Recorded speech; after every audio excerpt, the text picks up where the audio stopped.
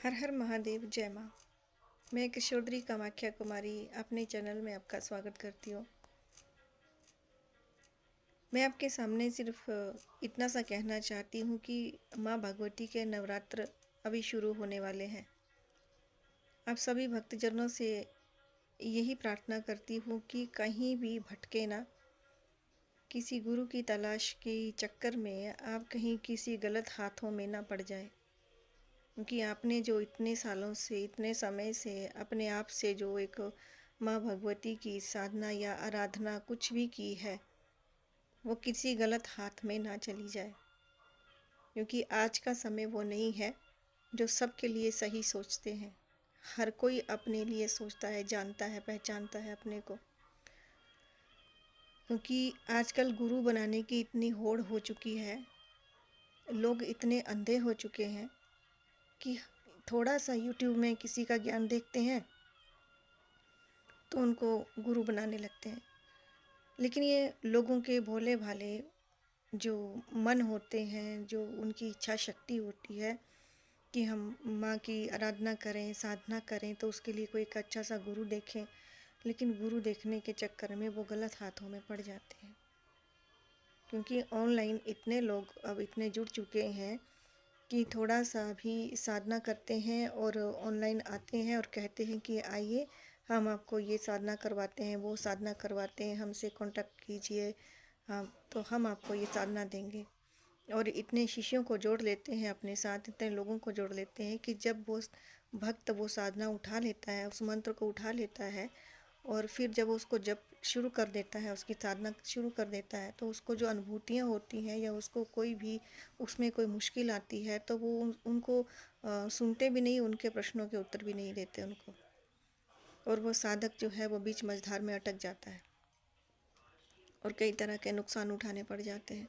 तो फिर बाद में जब उनसे कभी ना कभी जब वार्तालाप होता है तो वो यही कह देते हैं कि तुम्हारे कुछ गलतियां हो गई होंगी तुमसे, कुछ पूर्व जन्म के जो संस्कार हैं वो सामने आ जाते हैं, तुम्हारे कर्मों का फल है, ये है वो है।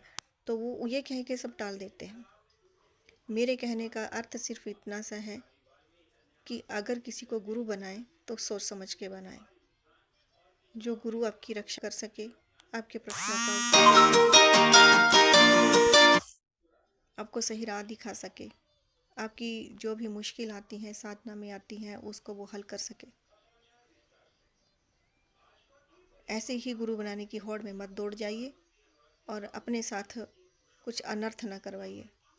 आप ऐसे ही माँ की साधना करना चाहते हैं, आराधना करना चाहते हैं, तो माँ भगवती की चौकी लगाइए, माँ भगवती का कलश स्थापित कीजिए, माँ भगवती की कोई तस्वीर सामने रखिए, माँ दुर्गा की तस्वीर रखिए और एक छोटा सा दीपक जला दीजिए।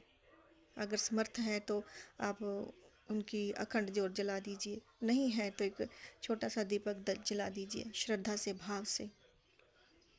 और माँ का जयकारा भी लगाओगे, माँ के भजन भी सुनोगे या भजन भी करोगे, तो भी माँ जो है वो आपके पास दौड़ी चली आएंगी, अपना आशीर्वाद देंगी और वो आपको ज़रूर आपके गुरु तक पहुँचाएंगी। और गुरु बनाइए जानकर, ये मैं आपसे बहुत बार कहती हूँ और आज फिर से कह रही हूँ कि गुरुओं के चक्कर में ऐसे ना पड़े और अपने साथ कोई भी नुकसान ना होने दें। अपनी साधना में अपने जो अपने इष्ट हैं उनके साथ कोई मजाक ना करें। ये आपके ऊपर है कि आप इस बात को कितना सोचते हैं और समझते हैं। क्योंकि आजकल सिर्फ धोखाधड़ी बहुत चल रही है। छोटी सी कोई साधना करके बैठ जाता है तो वो सोचता है कि मैं गुरुओं का महागुरु हो गया हूँ। मैं सबके लिए नहीं कह रही हूँ, सब अच्छे ही हैं, अपने अपने रास्ते सब सही हैं, लेकिन मैं लोगों को भटकने से बचने से सिर्फ इस बात से लिए कह रही हूँ कि देखिए, हर कोई बड़ी मेहनत से पैसा कमाता है। आज का दौर कैसा चल रहा है सबको मालूम है। एक एक पैसा बड़ी मेहनत से जोड़ता है, बच्चों की पढ़ाई लिखाई, घर के खर्चे, सब एक मैनेज करके चलना पड़ता है। उसमें से कोई आपसे बेफजूल ये कह दे कि हाँ आप इतना पैसा दीजिए, हम आपको दीक्षा देंगे, इतना पैसा दीजिए, आप मंत्र ले लीजिए, इतना पैसा दीजिए, आसन लीजिए, इतना पैसा दीजिए, माला लीजिए।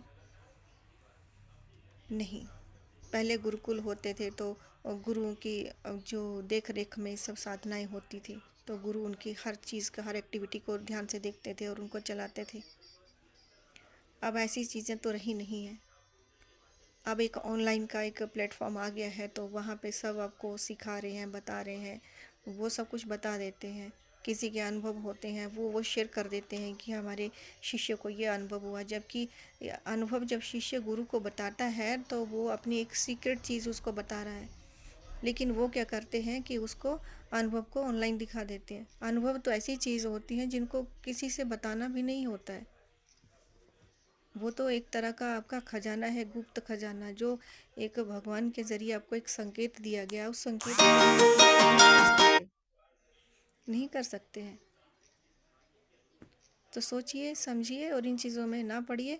और किसी को अगर गुरु बनाना है तो बहुत सोच समझ कर बनाइए, जो आपकी शक्तियों से खिलवाड़ ना करे, आपकी भावनाओं से खिलवाड़ ना करे। क्योंकि आजकल के जो भी एक दौर चल रहा है वो सिर्फ शिष्यों को जोड़ने के लिए बनाइए और वो पैसा लूटिए और सब कुछ कीजिए। तो अगर आप अपने आप से कुछ करना चाहते हैं तो माँ भगवती की जो नॉर्मल जैसे पूजा होती है, हम घर गृहस्थी में करते हैं। हाँ हाँ, कोई साधक बनना चाहता है, कोई साधना करना चाहता है, तो किसी ऐसे गुरु के सानिध्य में कीजिए जो आपको प्रॉपर समय भी दे सके, आपकी पल पल की खबर ले सके कि हमारा शिष्य कितना जा रहा है, उसको कोई दिक्कत तो नहीं हो रही, कोई परेशानी तो नहीं हो रही, आपके ऊपर पूरा ध्यान फोकस करे। क्योंकि साधना काल में बहुत सी ऐसी चीज़ें, बहुत सी अनुभूतियाँ होती हैं।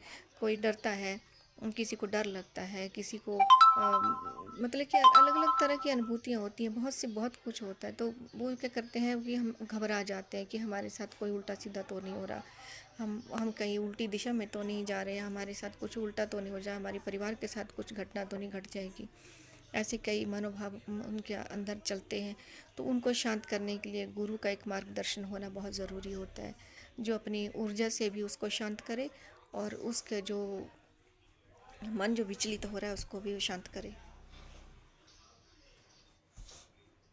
तो ये आपके ऊपर है, आप कितना इसको सही से लेते हैं और कितना नहीं लेते हैं।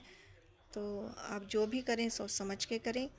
तो माँ दुर्गा की नवरात्रि आ रहे हैं, माँ दुर्गा आपको अच्छा स्वस्थ दे, माँ लक्ष्मी आपके घर में निवास करें। मेरा तो यही सबके लिए आशीर्वाद है। तो माँ दुर्गा की जो नवरात्रि आ रही हैं, माँ सबको शुभ फल दे। इसको करने के लिए आपको कुछ नहीं करना है। माँ भगवती की जो साधना आराधना है वो आप सिंपल तरीके से भी कर सकते हैं। माँ का नाम जपिए, अपनी कुल देवी का नाम लीजिए, तो वो भी आपको पूर्ण आशीर्वाद देते हैं।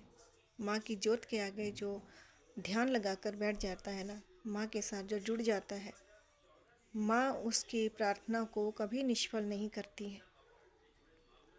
हाँ, ये अलग बात है कि भक्त को अलग अलग अनुभूतियाँ होती हैं, उन अनुभूतियों के चक्कर में ही आदमी भटकता है कि ये मेरे साथ क्या हो रहा है, वहीं उसका मन विचलित होता है।